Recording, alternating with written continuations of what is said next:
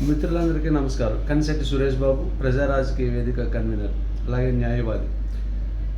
మొన్న అంతా కలిపితే 4-5 రోజుల క్రితం నరేంద్ర మోడీ గారు హైదరాబాద్ వచ్చి పొదుపు సూత్రాలను కూడా అందరికీ నేర్పడం జరిగింది, అందరికీ ప్రకటించడం జరిగింది.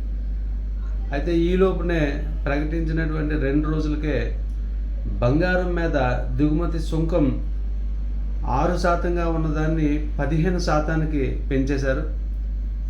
ఈరోజు తెల్లవారే న్యూస్ చూస్తే అందులో సుమారుగా ₹3 దగ్గర పెట్రోల్ మీద, స్పీడ్ పెట్రోల్ మీద, డీజిల్ మీద కూడా పెంచినట్లుగా సమాచారం వచ్చింది.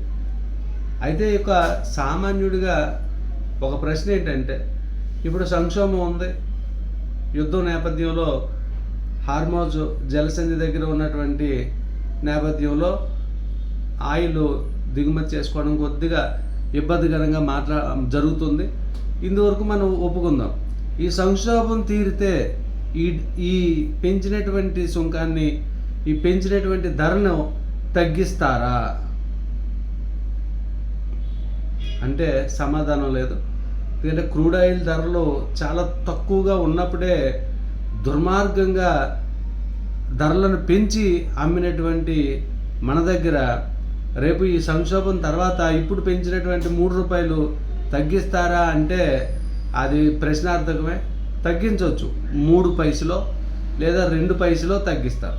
దాన్నే కొంతమంది నరేంద్ర మోడీ గారు మనకి గిఫ్ట్ ఇచ్చేశారని చెప్పి ప్రచారం చేస్తారు. మెలకువగా ఉండండి, జరుగుతున్నది అర్థం చేసుకోండి. ధన్యవాదాలు.